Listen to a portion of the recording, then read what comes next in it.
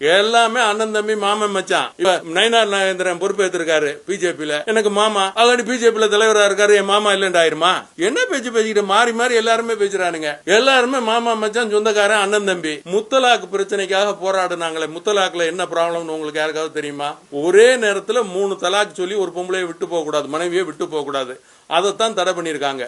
அதை முறையாக சரியத்துல சொல்லியிருக்க மாதிரி 3 மாசம் டைம் கொடுத்து சரியா சொன்னா சொல்லலாம்னு இதுவரையும் சுப்ரீம் கோர்ட்டே ஆர்டர் போட்டிருக்கேன். பிரமாதமான சட்டம்னு சொல்லிட்டு. அப்ப முத்தலாக்கு எங்க தடை இருக்கு? தடையே இல்ல. ஆனா இவங்க என்ன சொல்றாங்க?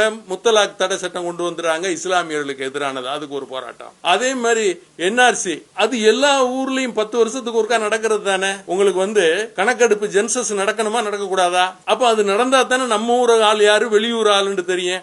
அதுக்கு எதிர்ப்பு தெரிவிக்கிறாங்க. பாய்ங்கள எல்லாம் எப்படி பாய்ங்கள எல்லாம் இங்க பிறந்தவன் என்ன வெளிநாட்டுல இருந்து வந்து இங்க குடியேறினவனா? எல்லாம் சுப்பனும் குப்பனும் முனுசாமி குப்புசாமியும் தான் கிறிஸ்தவனா மாறி இருக்கான், இஸ்லாமனா மாறி. என்னுடைய முன்னோர்கள் அதானே, எல்லாமே இந்துக்கள் தானே. அன்னைக்கு இந்து, இன்னைக்கு முஸ்லீம். இன்னைக்கு முஸ்லீம், அன்னைக்கு இந்து. இன்னைக்கு கிறிஸ்டின், அன்னைக்கு இந்து. என்ன பேச்சு பேசிக்கிட்டீங்க? எல்லாம் தமிழன் தானே, தாய்மொழி தமிழ் தானே. இல்ல எனக்கு வேற ஏதாவது பாஷையா? தமிழ்ல தானே பேசிட்டு இருக்கீங்க உங்களோட. அப்ப இதெல்லாம் தெரியாம முஸ்லிம்களை பாய், எவன் பாய் இங்க, எவன் பாய், எந்த ஊர் பாய், பத்தமட பாயா பிரிச்சு படுக்கிறதுக்கு?